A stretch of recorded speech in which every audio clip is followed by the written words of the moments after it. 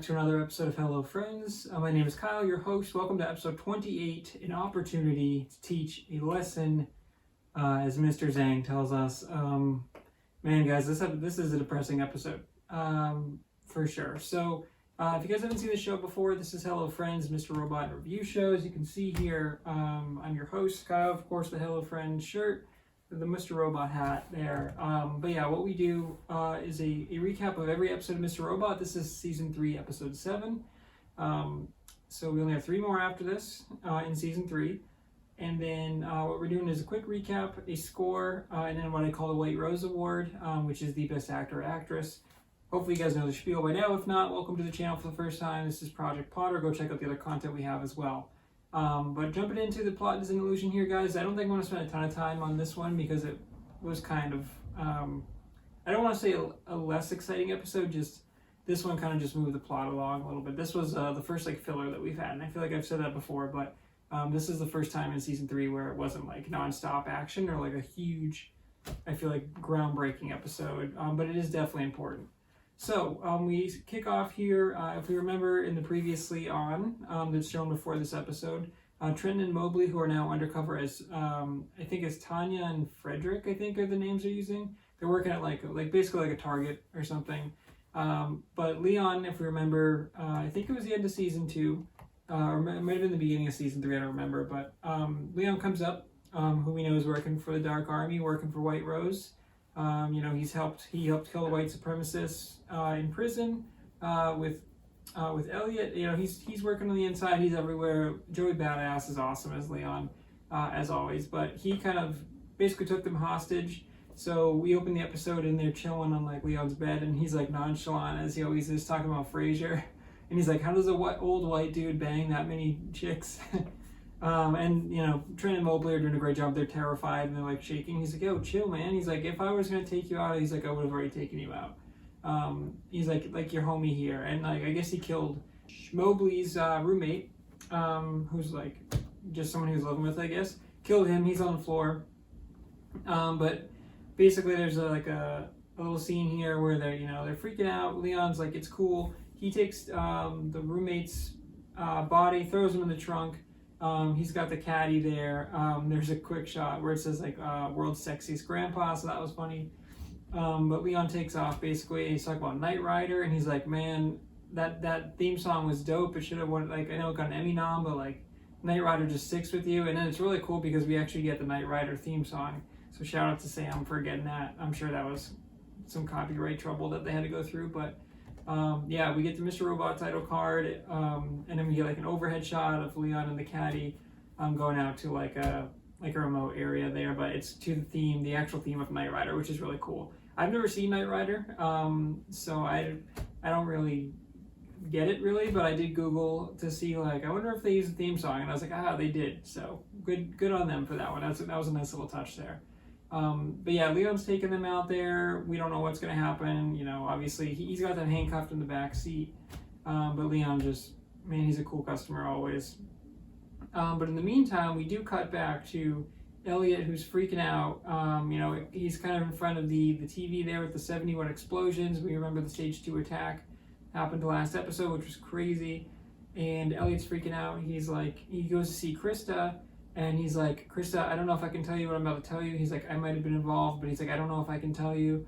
And it like glitches for a little bit there, and then the lights go out, and then he transfers over to Mr. Robot. And Mr. Robot tells Krista the entire thing. He's like, "I was behind the hack." He's like, "You think Wellick?" Yeah, or he's like, "You think Wellick did it?" He's like, "No." He's like, "That's what they want you to see." He's like, "I was involved."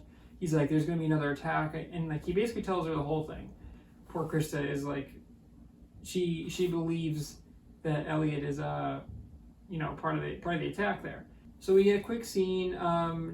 Angela is like watching the news, and poor Angela just completely broken down. She's with Darlene, and she's watching the news, and it's like the death toll is like approaching 4,000. And she's like, "Is everyone gonna be okay?" And Darlene's like, "What are you talking about?" She's like, "Who?" And she's like, "The people that died today." She's like, "Are they all gonna be okay?" And it's like, ooh. Darlene's like, "Yo, I'm not touching that one." But it's like, you can tell she's just, poor Angela, who's been brainwashed, she is just completely just lost all sanity that she had left. She thought she was doing the right thing. She helped execute the stage 2 attack. She thought the recovery building was the only one. She thought everyone was evacuated. She's like, no, she was telling Elliot, she's like, look, no one's gonna die. She was on the subway. She's like, no one's gonna die. She was brainwashed. She was literally saying it over and over. And of course end up in the deadliest attack on U.S. history. So understandably, Angela is like, wow, I was directly a part of that attack. Like, who knows if that attack even goes off if she doesn't help. So that's all crazy. But Darlene's like, I'm gonna get my stuff and I'll be back. But she's like, maybe you don't watch the news as much. But Angela's like sitting on the ground, like her mascara is running, and she's just like clearly in like PTSD, shock, like whatever you want to call it. She's not herself, and she's just completely lost it. So we then have like a brief scene where it's Santiago and Detective Santiago and Dom, and they're like presenting, or they're meeting with like Tyrone Wellick's lawyer, and he's like, look, my client wasn't involved, he just happened to show up again. And Dom's like, this isn't coincidence, that's what we call bullshit. And Santiago's like getting nervous, and he does a really good job acting here, where Dom is like, no, I'm connecting the dots, and she like gives all the reasons why she thinks it's important. And Santiago like knows that she's figuring out, and he's like looking at her, and he's scared. And Tyrone Wellick's lawyer's like, no, you're not going to get me on that. But he's like, there's going to be another attack. Like, they're saying there's going to be another attack. There's an F Society video that's released. They're like, within 24 hours, there's going to be another strike. And it's like, woof. So that's crazy because Santiago and Dom have like a scene where Dom is like, Santiago is like, hey, we need concrete evidence. I can't just go to, like the president of the United States or whatever. He's like, I can't just go to them and like give them theories again. He's like, I need something concrete. And Dom is like, look, Dark Army's involved. I know they are. She's like there's something's not adding up. And she says that. She goes, something's not adding up here. And Santiago says, look, you report to me. He's like, don't forget that. And you can tell he's like, not only is he struggling with like the attack there, but obviously we know he's working with Dark Army, but he knows that Dom is getting really close to finding out, like solving the puzzle. So he's playing both sides, but like he's not doing a very good job of playing this side. So he has to divert Dom always. He always has to throw off the scent, and he's running out of ways to do that. So he's like, look, Dom, you answered to me, and he's like, just like let that be clear. But they like storm off as they always do. We later get a scene where Santiago's talking to his mom. His mom is now like terrified to go out. He's like, oh, don't worry. He's like, we caught the guy. He's like, it's okay to go out. Like it's just like, don't worry about another attack. And he's really frustrated, and he's visibly stressed. He throws his phone. Wellick actually IDs the Trenton and Mobley, which we figure out later. But basically, Santiago's freaking out. He's losing everything. You can tell he's kind of regretting his decision, because he wants to tell his mom, especially on that phone call, like, hey, don't worry, we know there's not gonna be another attack because we did the attack. But like obviously he can't also say like I'm a terrorist. So it's crazy, but you can tell he's kind of like his conscience is kind of eating at him there. So he actually kind of unhinged. He goes in to see Tyrone Wellick. He turns off the recorder, and he says, hey, it's just you and me, we can speak freely now. Obviously Tyrell knows he's involved, and Santiago's like, hey, I just want to let you know, like if you tell anyone about me, he's like, not only am I going to kill you, he's like, I'll make sure your son is just a statistic. He's like, I'm going to make his life a living hell. He gives him a line where he's like, hey, your son he's being taken care of at like a foster home or whatever. He's like, the abuse percentage is only 1 in 5, so he's like, pretty good odds. He drops a bomb on Tyrell where he's literally like, Tyrell's like, I want to see my wife and kids. And he's like, your wife's dead. He's like, yeah, some guy she was banging, it was a lover's quarrel, and he shot her right in the head. And he just like throws it on there, and Tyrell's like, you're lying. And he's like, no, I'm serious. Like, he's like, I just want to let you know, like, again, if you ever try to rat me out, like, I will kill you, and I will make your son's life a living hell. Make sure that he is dead as well. And Tyrell knows, like, it kind of hits him, and he just knows that he's telling the truth, especially given what Dark Army can do. So that's brutal, because he's just like a savagely honest with Tyrell there. Tyrell breaks down, the camera like pans out, and it's like it's a good job of not using sound, because Tyrell is just like screaming, and you can tell he's just breaking down. And he realizes that not only did he orchestrate a deadly attack, but he lost his family, and part of why he was coerced to to move forward that attack is that he was promised to see his wife and kids, and he was kind of figuring out, like, Tyrell was starting to see why, like, you know, they were being shady about it. But this confirms, like, yeah, your wife is dead, and your son is, like, you won't be able to see your son. So this is like all Tyrell has left, and it kind of crushes him. So he's just been a pawn, and he's being used there. So we cut back to the like the desert, the remote area where Leon gets out. He's digging a hole, or he's digging a grave for Mowgli's roommate there, and then, like, there's a great little scene between Mowgli and Trenton, and they're like, you know, they're talking about, he's like, I should have been on Mowgli's like, I should have been on J Day right now with Juanita. And she's like, well, obviously, she's like, why are you even on J Day? You're not even Jewish. And it doesn't sound like Juanita is either. And he's like, hey, look, Ancestry.com told me I was Jewish, okay? He's like, but it's funny because, like, they're like freaking out, and he's like, you know, this might be a mass grave. Like, they've been in hiding the whole time, and now they're just like, they know that they're, like, nothing good is going to come of that. But basically, Trenton is able to get out of the handcuffs, but she tells Mowgli, like, hey, by the way, I don't know how to drive. And he's like, how do you not know how to drive? You can, like, he's like, you have a world-class IQ, and you can like rate these exploits, but you don't know how to drive a car. And she's like, I never had to drive the car. So she gets in the front seat, and he's like, floor it. And so she turns it on, and she doesn't know how to drive. So obviously it's like all over the place. They crash into like a boulder, which is hard to do in like an open field. But as Trenton says, she doesn't know how to drive. So it's like a 16-year-old kid basically behind the wheel for the first time. And Leon's like, ooh, that's no way to treat a caddy. And so they, like, basically he goes back over to them, and then he makes them dig, and he's sitting on the hood, and they're like maybe we should just run or plan an escape or something. And he's got a knife, and he's like, you don't want to know where this knife has been. And he's like, I can hear everything you're saying. So they're screwed basically. They just need to go with Leon. I think the car does still run, because eventually Leon goes to drops them off at like a safe house. Before that, though, we do get to see Mr. Robot, who goes to Irving's auto shop, and he, like, goes in there, goes to see Irving, and he's like, you know, when did the plan change to the other 71 buildings? He's like, that's not what the plan was. So Mr. Robot clearly wasn't even, he thought it was just the one building too. So Elliot and Mr. Robot both did not know about stage 2. The way that attack was going to go down, that was all Dark Army, and so Dark Army is even double-crossed Elliot and Mr. Robot, which is really crazy, and just shows how dangerous they are, really. But, you know, they actually knock out Mr. Robot, throw him in a car. In the meantime, we do cut back to that, like, purple, really gorgeously purple lit party with, like, the 1% of the 1%, where we get Minister Zang and Philip Price. And now that there's been an attack, you know, basically Philip Price is like, he sits down and he's pissed off and he's freaking out, and Mr. Zang is all calm and relaxed because, you know, he's getting everything he wants. And he's like, oh, by the way, I did get your you know, I did sign your accord. So he's like, eCoin should be you know, should be the world's currency going forward. And Philip Price is like, he's like, you know that my company won't survive this. And Mr. Zang is like, eCorp is literally the definition of too big to fail. He's like, they'll be just fine, believe me. And he's like, right, Philip Price is like, right, but I won't be. So he's like, he knows that Minister Zang intentionally did the attack so he could take out Philip Price, but eCorp will go on.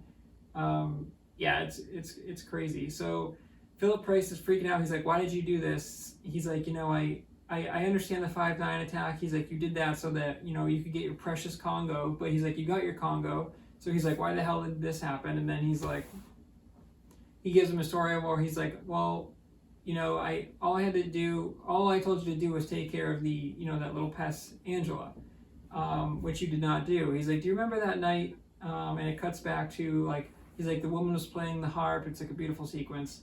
I think it was the end of season 1. I think it was a post-credit scene. And Minister Zang was telling him, like, you know, there's a problem. And Philip Price said, we'll take care of the problem as we always do. Like, don't worry about it. And then we cut to, like, the scene where Angela meets Philip Price in the parking garage, and he's like, you know, you let her continue her investigation or whatever, and he's like, that screwed up our plans. So he's like, look, I need to teach you a lesson. He said this was an opportunity to teach a lesson. And Philip Price is like, are you kidding me? He's like, why? He's like, what? Like this? That's really what you're doing? And he says, he's like, I understand that, but why? And he just goes, because Philip, you made me ask twice. And I kind of butchered that line there, but it was like, damn, dude, Minister Zang and BD Wong crushes this role. But like he told Philip Price, like, your success comes after mine. And he's like, these two are, I've talked about before, they're like two heavyweight boxers, they're two heavy hitters, they're power. It's like they're so strong-headed or strong-willed, both of them, and they're going at each other. And they don't back down for each other. Like, they don't put up with anyone's shit. But it's crazy because BD Wong or Mr. Zang or White Rose has won this battle so handily. And this is where they never really liked each other, but this is where you see, like, oh, Philip Price fucking hates Minister Zang now. And, like, this is where, like, you see the tides turn. Because, he's like, Minister Zang is like, look, you couldn't control Angela, so I did. And then basically he admits, like, this is how we brainwashed Angela. And it's like cool because it shows, like, he's letting Angela go, and then Angela is taken by Dark Army, and that's when White Rose came over, and that was the great room with the girl. The fish tank is draining and all that. That was awesome. So this episode kind of answers some of the questions that we've been wondering, and this kind of like connects the loop where it's like, oh, okay, so this is why all this is happening, and this is why the stage 2 attack went on there. But you can tell Mr. Zang pulled out the attack just to kind of flex there, and it's like, damn. But he's gonna bury Philip Price there, and Philip Price knows he's done at E-Corp, and he knows like that company will survive, but it doesn't matter now because Zang took him out, and he's like, you got everything you wanted, and he like makes a scene. He calls him like a sadistic motherfucker, and it's a great scene. There is a spot too where we go back to the apartment with Darlene gets back and Angela sitting there, and this scene is just so sad, where she's playing the news and it's the building's collapsing, and then she's just rewinding it, and she plays it, and she rewinds it, and she plays it, and Darlene's like, what are you doing? And she's like, look, come here, and she like pulls her down, and then she plays it, and there's like the sad music playing, and she rewinds it, and she's like, see, they're all okay, and she like rewinds itself that the building basically like rebuilt itself.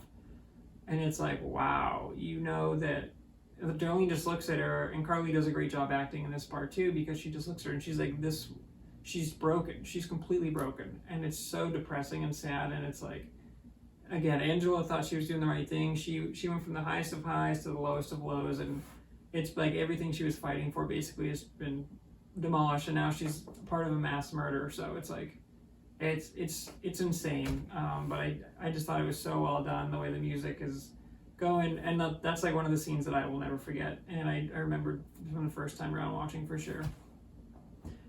So I think we're cutting to the end here. So Trenton and Mobley are with Leon, and he brings them back to Dark Army house, or like the safe house there basically, which the FBI has been tipped off about.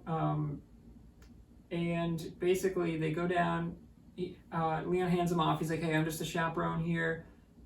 He's like, look, I hope they do you well, but he's like, it's up to him, what they're going to do.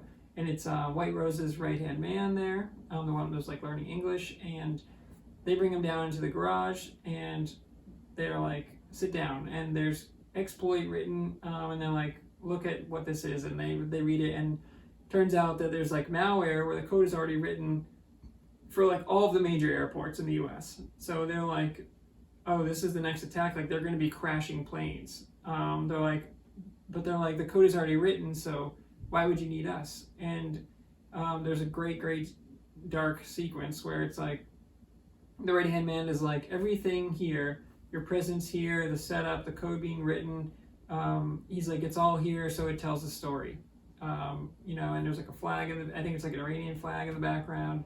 And they put a gun down on the table, and they basically are like, it's very clear that like they're gonna set this up as a like the F Society did the hack, wrote the code, and then it was a suicide. And it's crazy because poor Trenton and Mobley are freaking out. They're crying like, you don't have to do this, you don't have to do this. And they like force his hand. They have like gloves on. They force his hand. They force him to shoot himself. So Trenton and Mobley unfortunately end up as the unfortunate victims here. They are literally framed It's a genius move by Dark Army, and it's crazy. Again, it just shows how scary they are, and how much of a real terrorist organization they really are. Because even though they wrote the code, we don't know if they're gonna go with the attack or not, or if they exploited it, or if they confirmed the exploit. But they literally planned an attack, and then they were like, you know what, we're gonna have Tyrell, and this was probably what was on the instructions there that Irving gave him. Tyrell is going to ID Trenton and Mobley as part of F Society. They're using F Society as the fall. They get Trenton and Mobley, they bring them there, they set it up so that basically Dark Army wipes their hands clean. There's a great sequence where Santiago is leading like the task force, reminds me of like the Bin Laden raid where they're all watching. And it's really cool camera work here because it keeps cutting to Santiago, and he's got like a look on his face like he knows what's about to go down, and he is like still uncomfortable with it. But basically, Dark Army kills Trenton and Mobley like right before the FBI comes in, of course, and they're able to get away. And how that actually happens, it's kind of like a small plot hole, but we like to believe Dark Army, 20 minutes before. It seems like it's like a minute before, but maybe 20 minutes before they got out of there, they cleaned all their prints. They went out. The FBI shows up, or SWAT or whatever. That they got the night vision, and Trenton and Mobley are dead, and they say dead on arrival. And basically they're like, Tyrell ID'd the attack. They gave them the location. They went to the location. They found them with the attack. It's a perfect frame job, and it's like, man. And Dom, you can tell they're watching it, and everyone's like excited. They're like, we got him. They're like, we prevented another attack. Like, great job. Which apparently means that they did not run the exploit. But Dark Army also flexing here that they basically have shown that like, we don't need you. And the guy says like, we don't need your talents at all. Like we can run this exploit. They're basically saying we could crash all these planes at any point if we wanted to. And that's even worse because now you're like, wow, they could run that attack at any time. It's like air traffic control and all that stuff, and they're like, we can just run this exploit, send it to all the airports, and then planes are gonna be flying into each other and shit and crashing. And it's like, it's insane. But yeah, you can tell when Dom's watching it, like she knows that like she's like, I can't. Like she sees F Society, and Santiago comes over, and he's like, it's over. Like he's like, we did it. And you can tell she's like, I don't quite believe it. And so she goes back.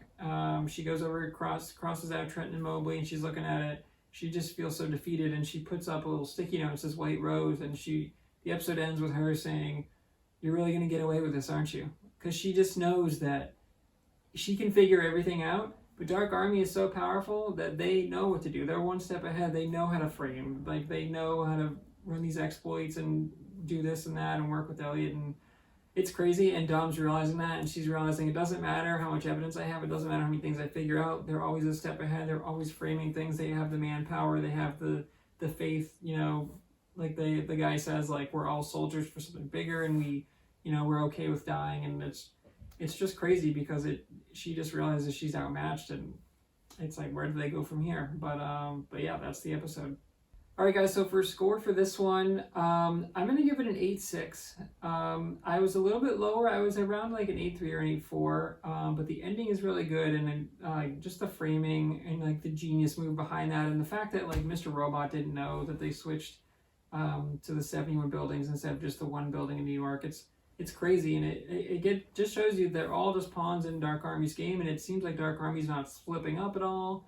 So I don't know if that's going to change. Honestly, I don't really remember all the Dark Army stuff, so it's just crazy because F Society was very much like, I don't want to say an amateur hacker group, but clearly like they fell apart pretty quickly, and they shouldn't have worked with Dark Army initially. But just the way they manipulated Angela, the way they manipulated Elliot, Mr. Robot, F Society, it's like, man, they are an elite terrorist group, and it's crazy. And the way that ends, it's like with Dom realizing that there's a good chance that she can't catch them, and because of the things that have been happening. And it's like it's crazy, and we'll see how Dom's intentions or motivations, or we'll see kind of how that changes going forward, that she's kind of like, what's the point? So yeah, it's a solid episode. It is I think the weakest one of season 3, probably to this point, but it's still a solid episode. Again, it's hard to find a bad episode in this series, so I liked it. And some of that shit is just so sad. I mean, the Angela stuff and the Trenton Mobley stuff, they kind of got caught in the crossfire. Not that they didn't deserve it for what they did with the F Society attack, but you would have hoped that they get away. But Dark Army tracks everyone down, and they're gonna do whatever they can to cover their tracks. So, for White Rose Award, guys, for this one was tough because there was a few I was debating between. We don't get a ton of Elliot or Mr. Robot in this one. We do get a little bit of Mr. Robot. Oh, one thing I want to touch on too. I'm sorry, I just completely skipped over, guys. Irving takes Mr. Robot to like a boathouse and party or whatever, and he's like, look up there, and he's like, it's like the 1% of the 1%. He's like, deadliest attack in American history, and he's like, these people are up there having a great time, laughing like nothing happened. He's like, there's a dead mistress across the street in like a guest bathroom. He's like, none of that shit is gonna stop them. He's like, this is always the end result, and it's crazy because it's like, he's like, you want to know like why or whatever. He's like, I don't know, I forget, sorry, I'm kind of butchering his point there, but basically he's saying like those people don't care because they're rich and they're staying rich no matter what. No matter how many people die, no matter what happens in the world, he's like, that's the 1% of the 1%, they're still filthy rich, and he's like, that's the problem right there. So we don't know if Dark Army is trying to take out that 1% and 1% too, but I mean, we know obviously Minister Zang doesn't like E-Corp, so maybe another reason why he wanted to take down Philip Price and why maybe they have different intentions in mind. But just a cool little scene where it's like, wow, it's like, it's true. Those people probably did not care at all about the attack. But with that being said, I think I could give this one to Portia as Angela. She doesn't have a ton of screen time, but that one scene just sticks out to me where she's sitting in front. Man, her acting is so good where she just, to get to that level of playing just a broken individual, and Angela has always been like a little quirky, a little weird and stressed out, and she's dealing with Ollie, and then she's dealing like with the Cisco stuff a little bit, and then she's working with F Society, and that's kind of a shock, but she kind of goes right in there. She has to learn how to hack, and then she's working with Dark Army, and she's forced into that, and she thinks she does the right thing, and then it all comes crashing down. To see all of those things kind of build up, and for her to break down and just say like, see, those people are okay, and her mind is just snapped because she can't comprehend the fact that she just helped orchestrate the deadliest attack in U.S. history, directly based on like the code, whether that was a decoy or not.